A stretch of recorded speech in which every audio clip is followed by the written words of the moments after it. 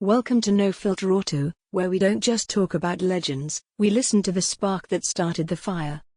Today, we're not reviewing a car. We're exhuming a phenomenon. This isn't about horsepower, or handling, or 0 to 60 times. This is about a moment in time when an entire generation saw itself reflected in sheet metal.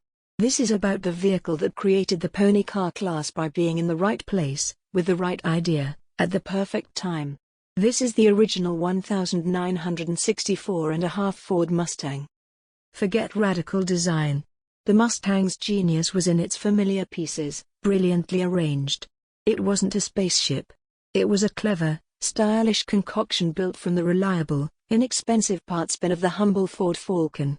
A long hood, a short rear deck, a sweeping roofline, and that galloping pony emblem on the grille.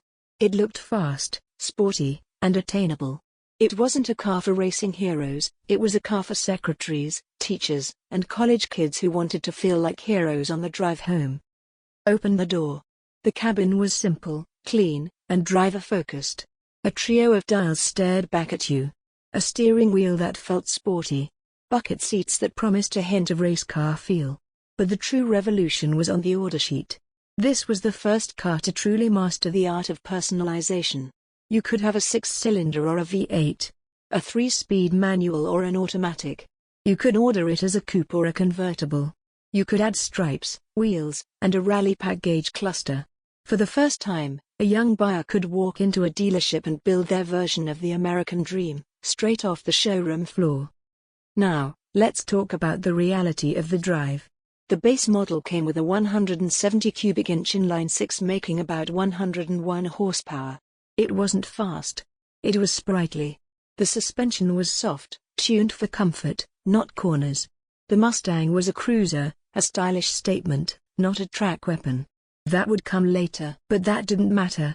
The sensation wasn't about raw speed. It was about style in motion.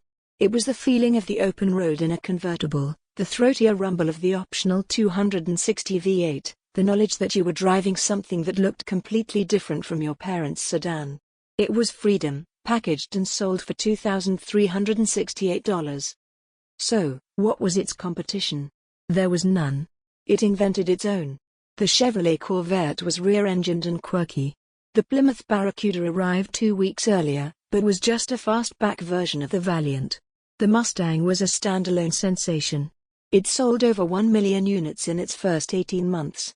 It wasn't competing with other cars, it was competing with cultural obscurity, and it won. Decisively. The 1964.5 Ford Mustang is more than a car. It is a cultural detonator. It proved that automotive success isn't always about being the fastest or the most advanced. Sometimes, it's about understanding a yearning for style, for individuality, for a taste of excitement, and delivering it with flawless, democratic timing.